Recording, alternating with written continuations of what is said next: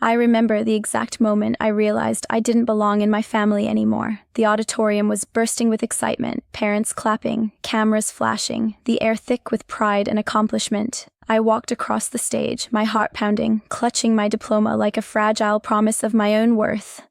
I glanced toward the crowd, expecting the familiar faces, the people who were supposed to cheer me on, to beam at me with pride. But they weren't there. Not a single familiar face. Not my parents. Not my siblings.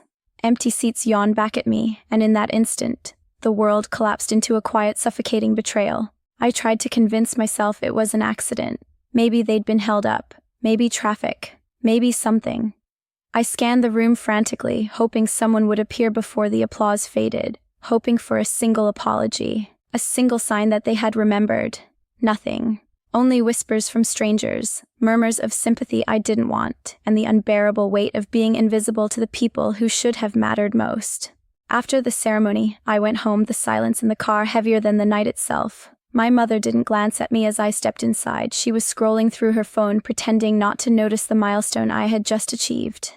My father muttered something about dinner, as if I had not just accomplished years of relentless struggle. My brother smirked at me from the couch, a smirk that made my skin crawl. I knew in that moment it wasn't forgetfulness. It wasn't carelessness. It was deliberate. They had chosen, with all the calm cruelty that only a family could muster, to erase my existence from that moment of triumph. I locked myself in my room and let the tears come, not just for the humiliation but for the quiet rage simmering beneath the grief. I replayed every birthday they had missed, every cheer they had withheld, every compliment that never came when I needed it most. I thought I had loved them, truly loved them, and yet they had treated me like a ghost in my own life. By the next morning, a plan had begun to form, born from the raw ache of injustice. I would leave, but not in a way they would expect. I would take everything that was mine, the education, the ambition, the intellect, and I would become someone they would never recognize. I would build a life so separate, so self-sufficient that their betrayal would echo back to them as a reminder of what they had thrown away. I spent weeks researching, meticulously planning. A new identity, distant cities, subtle alterations to my appearance and voice. I enrolled in an online program under a pseudonym, applying to graduate schools that would never know me as their former daughter. I opened new bank accounts, rented a small apartment under my chosen name, and slowly, methodically, began to shed the remnants of my old life. Each day was a careful act of rebirth. But even as I embraced this new identity, my heart was a battlefield. There were nights I would stare at my reflection and whisper my birth name into the dark, testing the sound, mourning what had been taken from me. I wasn't just changing my name, I was rewriting myself, erasing the pain and sharpening the edge of my resolve.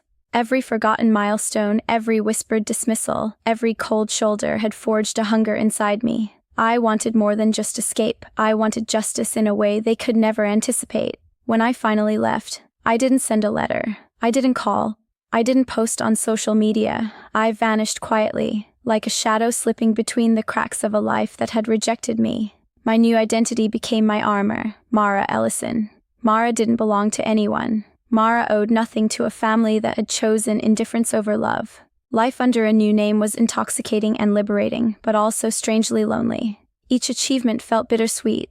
Every compliment from colleagues and professors cut both ways. They were meaningful, but they also reminded me of what had been withheld from me. Yet I pressed forward, building my career, nurturing friendships, and cultivating a life that demanded respect. Mara Ellison was strong, confident, and utterly untouchable. I was becoming the person I had always wanted to be, the person my family could never claim. And yet, even in this self-fashioned paradise, the memory of their betrayal lingered like a shadow. It was not enough to leave. I needed them to understand what they had lost. I did not seek revenge through violence, not in the literal sense. My revenge would be far more satisfying. It would be the kind that gnawed at the heart, that forced reflection and demanded acknowledgement without my presence. I wanted them to watch me succeed, to see me thrive in ways they had mocked or ignored, and to feel the sharp sting of their own neglect. Years passed. I rose through the ranks of a competitive field, attending galas, speaking at conferences, and quietly accumulating influence and wealth. I had friends who loved me unconditionally, mentors who nurtured my growth, and an independence that felt almost sacred. I learned to smile at my reflection without sadness, to whisper Mara's name with pride rather than despair. But I never forgot the emptiness of that graduation day. I carried it like a quiet flame, a source of both pain and power driving me forward. And then, as if fate had a sense of irony, the opportunity arrived. A project in my city required collaboration with a company owned by none other than my family's network. I didn't have to look twice to confirm. It was them. The thought sent a shiver down my spine. I could feel the old fire rising, the unspoken promise of recompense. I wasn't just Mara Ellison now. I was a force of intellect, ambition, and subtle cunning, a woman who could operate under the radar while orchestrating the perfect reckoning. I allowed myself to smile at the thought. They had forgotten me once, and it had shaped every choice I had made. Now, I would step into their world as a stranger, as someone they could not recognize, and I would remind them of what they had forsaken. The thought was intoxicating, a heady mixture of triumph and meticulous strategy. But revenge, I quickly realized, required patience. I couldn't rush it. Every interaction, every decision, every calculated revelation had to be precise. I began attending industry events where their influence was strongest, always careful to remain Mara Ellison, never slipping back into the girl they had ignored. I studied them from afar, learning their habits, weaknesses, and prideful arrogance. Each discovery fed the fire inside me, sharpening my resolve and reinforcing the lesson I had learned years ago. No one would protect me but myself. And so, I waited. I built the foundation, gathering allies and influence, all while maintaining the perfect facade of indifference. My life became a delicate balancing act, full of ambition, charm, and intelligence, all veiled beneath a carefully curated mask. I reveled in my own reinvention, and yet beneath the confidence, the ache of that forgotten graduation day lingered. It was the fuel for my ascent, the quiet voice reminding me that I was owed a reckoning. Then, the day came when I would take the first step toward confronting the family that had forgotten me. I didn't need to confront them directly. No dramatic accusations, no tears, no yelling. My revenge would be elegant, surgical, and unforgettable. They would recognize my absence, the life I had built, and the power I wielded. The pain they had inflicted would return to them not through force, but through the undeniable reality of my success. I took a deep breath looking at myself in the mirror that evening. Mara Ellison smiled back at me, confident, composed, unstoppable. The girl who had walked across that graduation stage alone, invisible, had transformed into a woman who would never be ignored again. I whispered my old name quietly, letting the memory of betrayal fuel the final step of my plan. My journey had been long, painful, and lonely, but it had forged me into someone they could never dismiss, and I was ready. The first time I saw them again, it wasn't by chance. It was calculated. A high-profile industry gala, glittering chandeliers, champagne flutes catching the light, and the familiar faces of my past hidden behind a veneer of sophistication. I moved through the room like a ghost with purpose, noting my family clustered near a corner, their conversations punctuated by laughter that now sounded hollow to me. They didn't notice me at first, and that was precisely how I wanted it. I observed them, the arrogance, the smug complacency, the oblivion to the consequences of their actions. I approached slowly, letting a soft, practiced smile play across my lips. My identity as Mara Ellison shielded me perfectly. If they recognized anything familiar, it was only the shadow of a woman they had once disregarded. My mother's eyes flitted in my direction, and I felt a flicker of recognition, or maybe just curiosity, but it didn't matter. I was no longer the girl they had ignored. I was the embodiment of every opportunity they had squandered, every insult left unspoken, every cold shoulder that had shaped me. When our introductions were made, I leaned in with polite charm, letting the conversation flow effortlessly. I dropped just enough details about my professional achievements to pique their interest, careful not to reveal too much. I watched as their expressions shifted subtly from polite attentiveness to genuine intrigue, and finally, to envy barely masked by forced smiles. I could almost hear the mental calculations running in their minds, trying to piece together the identity of this elegant, confident woman who carried herself with authority they could neither claim nor control. Over the following weeks, I orchestrated every encounter with precision. Invitations to collaborative projects, industry panels, networking events, each one placed me closer to them without exposing my true identity. Every email, every presentation, every casual meeting was a carefully laid breadcrumb trail, leading them to wonder who I really was, yet never giving them enough to connect the dots. I was patient because I had learned long ago that the most satisfying revenge isn't immediate, it's inevitable. despite the meticulous planning. Part of me felt the old ache, a tiny whisper of vulnerability that had survived all the years of reinvention. I would sometimes sit in my apartment at night staring at the skyline through the floor-to-ceiling windows, imagining what my life might have been if they had simply remembered that graduation day. But I pushed the thought aside. Vulnerability was a luxury I could not afford. Mara Ellison was the armor, and it had to remain impenetrable. Then came the turning point. A major client, someone who had dealings with both my family's company and my own, brought up a potential merger in conversation. I listened quietly, smiling and nodding, while cataloging every detail, every weakness in their operations. My mind raced with the possibilities: financial leverage, public recognition, strategic alliances. Every step they had taken without me now became a tool I could wield. It was intoxicating, this blend of foresight and subtle power. The first real test came unexpectedly. During a meeting in a sleek downtown office, my father, the man who had forgotten to applaud me when I walked across that stage, dismissed a suggestion I had made with a wave of his hand. The casual arrogance, the same tone he had used on my 13th birthday when he ignored my heartfelt essay, stung in a way I had long suppressed. I smiled politely, internalizing the burn, and waited. Mara Ellison didn't react impulsively, she reacted strategically. A week later, I executed the first layer of my plan. A discreet leak of information, subtle but undeniable, shifted the perception of a critical project. My family's company was forced to rely on my expertise, unknowingly dependent on the very person they had chosen to ignore. When I walked into the office for the first joint consultation, they greeted me with surprise, laced with curiosity. I let them stew in it, letting the unspoken tension grow, savoring the internal chaos I had planted. "I've prepared a detailed proposal," I said smoothly, presenting my work with precision. "I believe this approach will maximize efficiency and minimize risk." Their faces betrayed nothing outwardly, but I could see the subtle twitch of recognition, the hesitation, the unvoiced realization that this woman, this Mara Ellison, was more than competent. She was indispensable. In the following months, I continued to weave the web. Every collaboration, every negotiation, every public acknowledgement built Mara's reputation and, simultaneously, undermined their complacency. I never acted out of malice, never revealed the personal betrayal. My revenge was surgical, executed with finesse. The satisfaction came from the quiet, unstoppable acknowledgement of my worth, a value they had failed to recognize when it mattered most. But life, as always, is never simple. My mother, always the perceptive one despite her prior indifference, began asking questions. "Mara, how do you know so much about this market? Your insights are uncanny." I smiled, deflecting with practiced charm. "Experience, I suppose. I've had mentors who guided me carefully." It was true in a sense. I had built my entire life on calculated experience, mentorship, and tireless self-education, but I left out the personal history they would never understand. There were nights when I questioned the morality of my actions.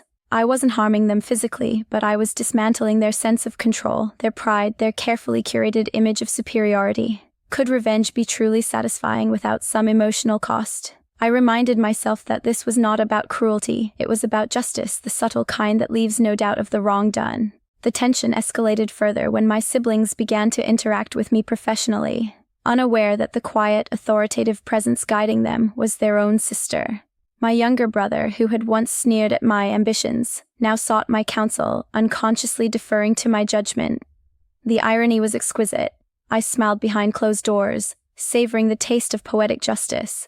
Every recommendation I made, every strategy I designed reinforced my indispensability. They could not function without me, and they had no idea that I was the very person they had abandoned on the day that mattered most. It was during one particularly high-stakes meeting that the full weight of my plan came into focus. A deal critical to both our interests had hit a potential collapse, and I was asked to step in, to negotiate, to mediate. I presented a solution so elegant, so precise, that it not only salvaged the deal but positioned me as the linchpin of the collaboration. As I watched my father's expression shift from confidence to begrudging respect, I realized the magnitude of what I had achieved. Mara Ellison was no longer just a name. She was a force they could not ignore, a reality they could not deny. And yet the final step of my revenge required subtlety. I could not simply reveal my identity. That would be too abrupt, too satisfying in a shallow way. No, the true satisfaction would come from lingering doubt, the slow creeping realization that the girl they had abandoned had transformed into the woman they now depended on. I would let them chase the mystery, feel the unease and wonder, just as I had wondered all those years ago about the life that could have been. At night, when the city lights spilled into my apartment, I reflected on how far I had come. The girl who had walked across that graduation stage alone had become Mara Ellison, a woman of influence, intellect, and quiet power. My family had forgotten me, but I had not forgotten myself. The fire of betrayal had forged a path to strength, independence, and ultimate vindication.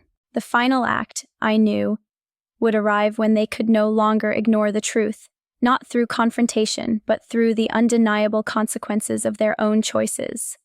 I had become the shadow of their neglect, the reminder of every failure, and the living proof that forgetting me had been a mistake of immeasurable magnitude, and I waited, poised for the moment when silence and patience would deliver the most satisfying revelation of all. I took a deep breath, looking at myself in the mirror that evening. Mara Ellison smiled back at me, confident, composed, unstoppable. The girl who had walked across that graduation stage alone, invisible, had transformed into a woman who would never be ignored again. I whispered my old name quietly, letting the memory of betrayal fuel the final step of my plan. My journey had been long, painful, and lonely, but it had forged me into someone they could never dismiss, and I was ready. The day it happened, I almost didn't allow myself to feel the thrill of anticipation. It was an awards gala, one of those ostentatious industry ceremonies where power and prestige draped over the attendees like fine silk. My family had been nominated for a prestigious Business Innovation Award, a recognition I knew they coveted because it validated the very arrogance that had caused them to forget me. I arrived under my new identity, elegant, poised, and invisible to their assumptions, yet fully aware that I held the strings of their fate in subtle ways. I lingered near the stage, observing the crowd. My mother looked radiant in her designer gown, a mask of perfection concealing her insecurities. My father's jaw was tight, his hands clenched in ways that betrayed the tension simmering beneath his carefully maintained composure. My siblings laughed and whispered, oblivious that the woman who had once been ignored, dismissed and belittled was standing in their shadow, controlling the very narrative of their recognition. The awards were announced and their category was called. They moved forward with practiced smiles, bows, and handshakes, and then it was time for the final announcement, the winner. My carefully planted strategy, the alliances I'd cultivated over months, the subtle influence I had exerted behind the scenes, all converged at that moment. The name called was not theirs, and I watched the disbelief ripple through the group I had once called my own. My proposal, my team, my intellectual labor, the work they had unknowingly relied upon was recognized instead. Mara Ellison, I heard them murmur, and the reality hit like a jolt of ice. They didn't know it was me, of course, and that was the point. The audience applauded, the cameras flashed, but the real satisfaction was the private, slow-burning recognition I could see reflected in their faces.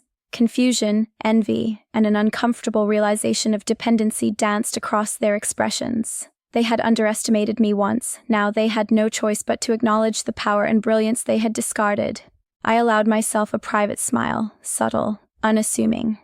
There would be time for more. The world now knew Mara Ellison as a force of intellect and influence, but my family's internal reckoning was only beginning.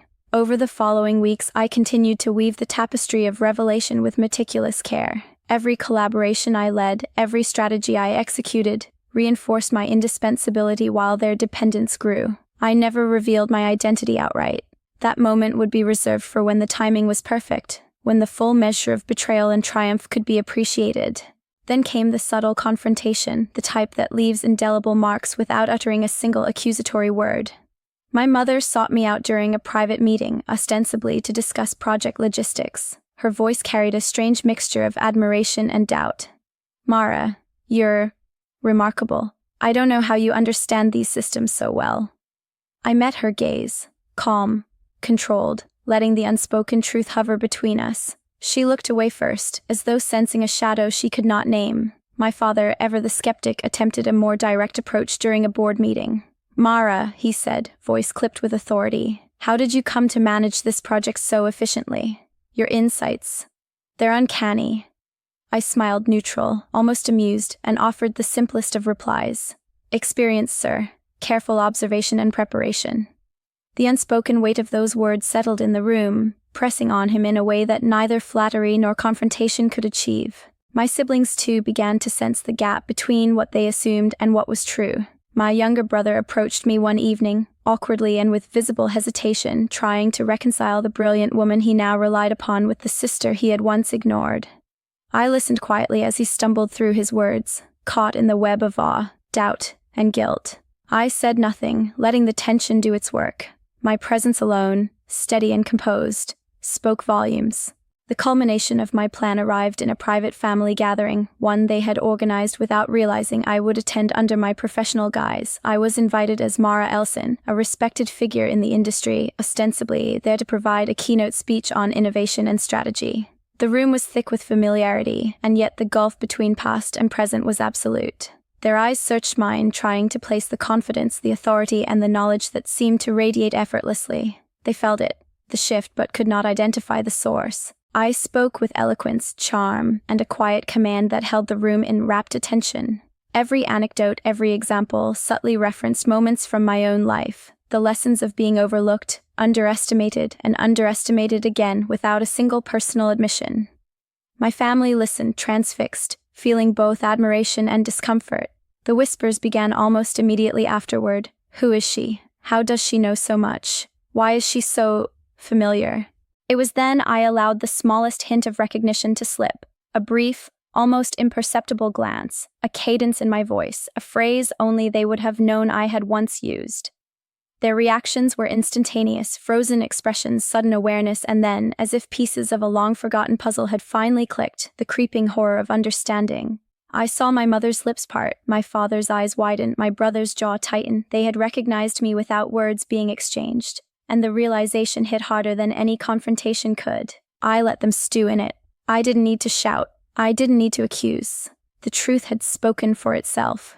The daughter they had ignored, the girl they had refused to acknowledge, had become the woman they depended on, the force they could not contain, the mind they could not ignore.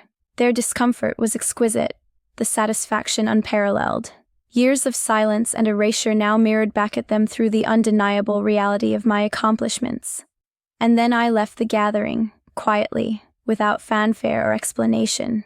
Mara Ellison had no need for validation from those who had forsaken her. The lesson had been delivered with surgical precision. They would carry the memory of that night forever, a reminder of what they had lost, what they had underestimated, and the brilliance they had refused to recognize. In the solitude of my apartment, I allowed myself a moment to breathe. I thought of that graduation day, of the empty seats, the silence, and the humiliation. The fire that had burned within me for so long had now transformed into a calm, steady warmth. I had achieved what I had set out to do. Not just escape, not just build a life, but ensure that the truth of their neglect could never be denied. Revenge, I realized, was not about cruelty. It was about justice, subtle and inevitable, executed with patience and intelligence. I had become the embodiment of what they had overlooked, the living proof of the consequences of their choices. I had taken the pain, the betrayal, and transformed it into power, influence, and self-respect. As I looked out over the city skyline, Mara Ellison smiling at her reflection in the glass, I felt a quiet sense of completion. The girl who had walked across that stage alone was gone. In her place stood a woman who could never be forgotten, whose brilliance could not be erased, whose presence demanded recognition even from those who had once refused to see her.